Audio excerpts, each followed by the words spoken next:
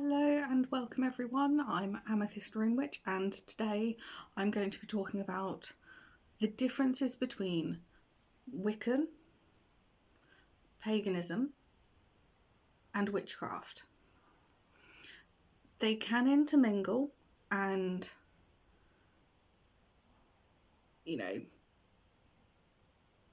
mix, but they can also be separate. So I'm going to look at some of the common misconceptions that people have about a Wiccan, a little bit into the history of Wicca itself. So let's start with Wicca then. It's a nature-based religion, and it is a religion. The rituals and practice can vary person to person, but predominantly they mainly celebrate the solstices, the equinoxes, and they honour a male god and a female goddess, which is typically a mother goddess and the horned god, who is sometimes called Canunos.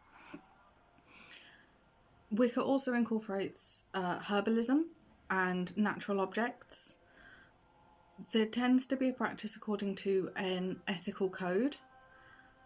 A lot of Wiccans tend to believe in reincarnation and past lives. It is a modern interpretation of pre-Christian traditions, but thanks to the Romans, there's not an awful lot of unbiased historical evidence to support those traditions. Wicca can be practiced as an individual, as a solitary, or as part of a group or coven. Some people can claim, some people do claim that they have a direct line through their family tree back to ancient practices. Now, the rituals that they do can incorporate festivals, moon phases, as I said, the solstices and equinoxes, but also the elements. And typically there's an initiation ritual of some form when someone new joins the coven. The rituals can actually be traced back to Margaret Murray, who was a female. She was a feminist, an Egyptologist, a folklorist and anthropologist. So she was all about the history of things, but she was also very woman-oriented. She... I'm gonna see if I come back to Margaret Murray. I'm not sure if I do. But Gerald Gardner is the person who actually came up with the term Wicca in 1954, and he's seen as the founder of Wicca, regardless of whether you follow Gerald Gardner's... Sorry, cat decided to come play. Whether you follow or are interested in the Gardnerian Wicca or the Alexandrian Wicca, they actually stem from the same ideas and beliefs. But Gardner was a world traveller with an interest in the occult. He travelled to Asia a lot. He was in Africa when he died. And his funeral was only attended by the captain of the ship. But Gardner first heard the term Wicca in a coven in Highcliffe in England that he was initiated into. And when he was writing his own rituals, he actually drew inspiration from Aleister Crowley, who he met in 1947, so a good 7 years before Gardner actually came out with his thing of Wicca. Now, Crowley's rituals actually dated back to 1912. And Crowley and Gardner had very similar ideas. They both, although Crowley proposed the idea of a new religion pulling from pagan traditions and worshipping nature, but it was Gardner's fantasy novel High Magic's Aid, which was published in 1949, where it was that book that was actually thought of as the first standards of Wicca, although his Book of Shadows is actually the central book to Wicca. That was written in the 40s to 50s, and anyone who joined at that time had to make their own copy by hand. The title origin is unknown, so where Book of Shadows came from, not entirely sure, but it's believed to have been borrowed from another author called Helen Douglas Adams. Now, Doreen Valiente, who became an initiate in Gardner's first grouping of Wicca, she actually helped him to make the Book of Shadows more mainstream, so more available and what ended up being more popular. But in 1957, she actually broke off and formed her own coven, which seemed to sort of start a bit of a trend in splitting from Gardner's Wicca. Because in 1963, Raymond Buckland actually joined Gardner's coven, and he went on to form the Gardnerian Brentwood Coven, which is considered to be the first American Wiccan coven. Buckland was massive on the promotion scene for Wicca in America, and he actually went on to create his own version of Wicca, which coupled the Anglo-Saxon mythology with Wicca to form Sayax Wicca. I'm not entirely sure if I'm pronouncing that right. And he formed that in the 1970s. There's another lady called Sybil Leek who claimed to be a hereditary witch in the late 1940s when she was involved with the New Forest Coven in England. She went on to practice with several covens around England before moving and settling in LA.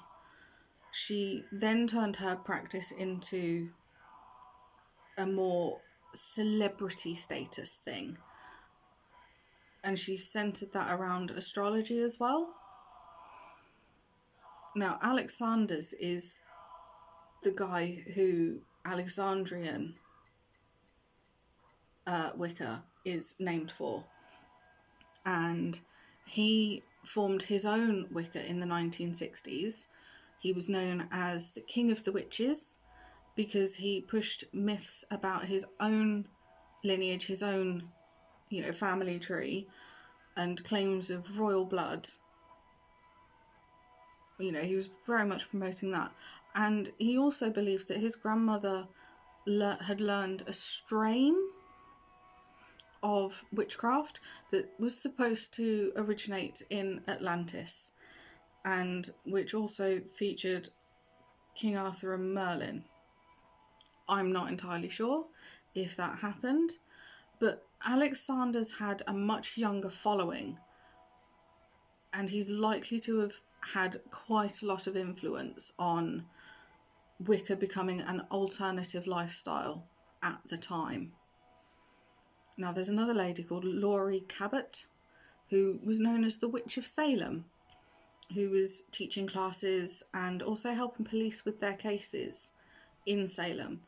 And her shop in Salem was amongst the first in the US. She started the idea of the Witches' Ball, and the governor in 1977 actually declared her to be the official Witch of Salem, and founded the Witches' League of Public Awareness in 1986. So there's a little bit of there's a 9-year gap difference. quite what that needed to happen, quite why the Witches' League of Public Awareness needed to be formed. I'm not entirely sure. But Wicca was very feminist.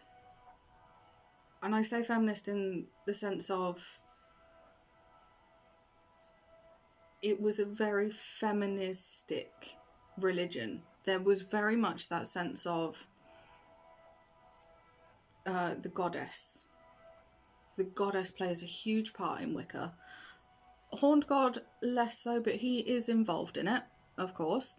But it was definitely, there was definitely interest from women in the 70s and 80s. But it wasn't, Wicca at the time wasn't quite as equal between men and women as it perhaps could have been.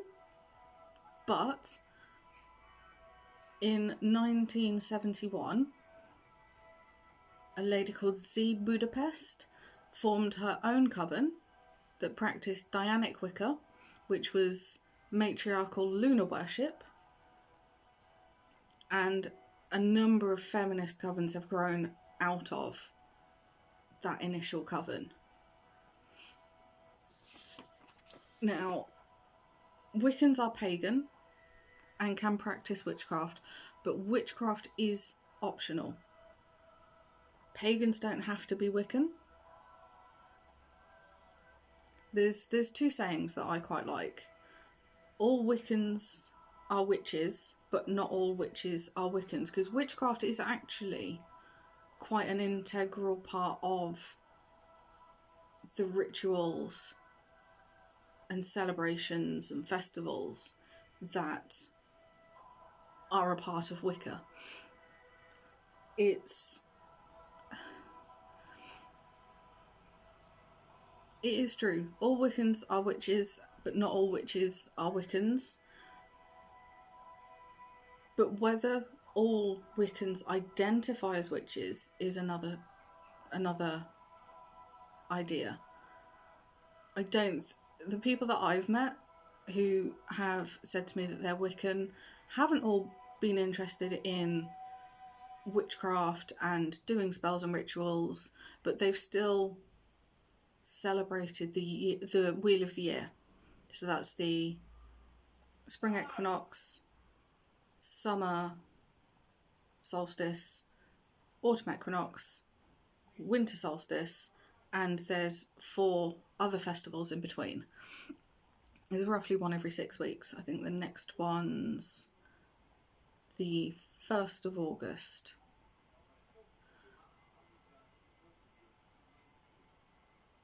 But this is the thing, is that there is that phrase, all Wiccans are witches, but not all witches are Wiccans.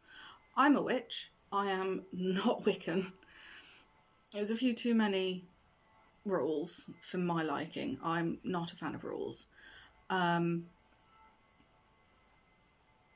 But all Wiccans are pagans, but not all pagans are Wiccans. I'm pagan. Happily, proudly so. But I'm not Wiccan. And that I think is where the grey area comes in, is that people don't realise that actually lumping us all in one pot together, when actually we really are in separate pots. There are a few who sort of hop in between, but predominantly the ideas are separate.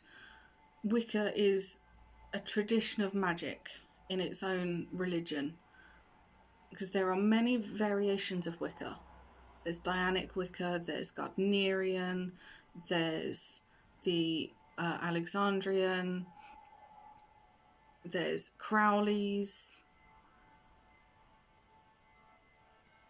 There's so much that is different, and they while they share core beliefs, perhaps, they might not share every belief, and that is the thing, is that they're pagan. They're pagan. They're Wiccan. Okay, fine. they're in the same pot. But at the same time, it's just because the general rule of thumb is that all Wiccans are witches. That doesn't mean the reverse, that all witches are Wiccans. And the same with Wiccans and paganism. It's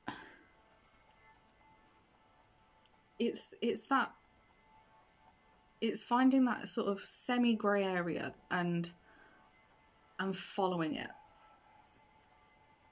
if that's what you choose to do. I mean, witchcraft is, there's a hint in the name, it's a craft. It's not a religion, but it can be practiced alongside a religion. So you can have a Christian witch, you can have a Buddhist witch, a Sikh witch. You know, you could literally pick a religion, and you could practice witchcraft alongside it. It's just changing. If there's a certain spell or ritual that you want to do that you found online or in a book, it's changing the wording slightly so that instead of it being to a particular person or just in general to the universe, you phrase it for that god. So if it was a Christian witch, Father God. That's, you know, there's a bit of interchangeability with witchcraft. Pagan is just someone who is part of a religious, spiritual or cultural community. Now, given the fact that there is an awful lot of online activity, you could be a pagan from anywhere in the world and still be a part of it. And, you know, even if you were living on your own in the middle of nowhere, you could still call yourself a pagan, because if you had that access to the internet and social media, you'd be able to connect with a community. And more often than not, paganism is based on the worship of nature or an earth-based belief system. And neo-pagan is the term used for the newer branches. So Wicca is neo-pagan. All the branches of Wicca are neo-pagan because they've all cropped up within the last 100 years. So they're neo-pagan compared to, you know, going back to the Celtic mythology sort of things.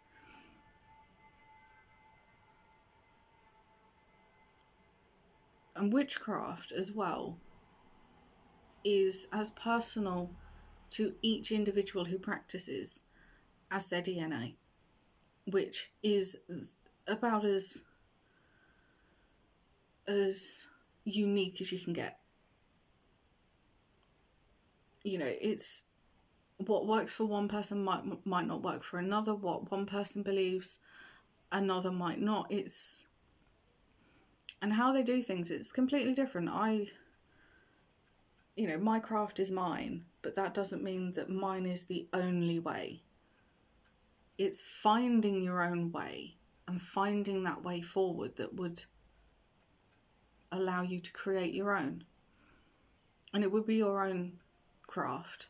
It could be a number of things mixed together, but it would ultimately just be your craft. But with witchcraft, some people do believe that you have to spend a certain amount of time studying it, witchcraft, before you get initiated into a coven. I know of some people who've done a year and a day. I technically started this journey 2.5 years ago. And I'm still learning today. I've learned new things today that I didn't know yesterday. You know, and it is, I love this journey that I'm on, but that's me, that's my journey.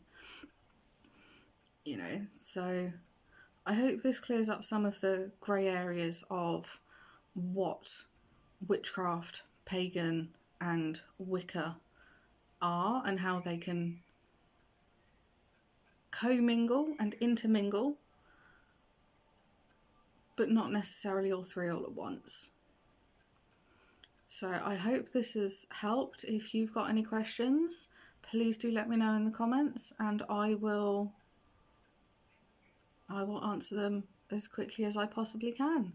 So I hope you all stay safe and blessed be.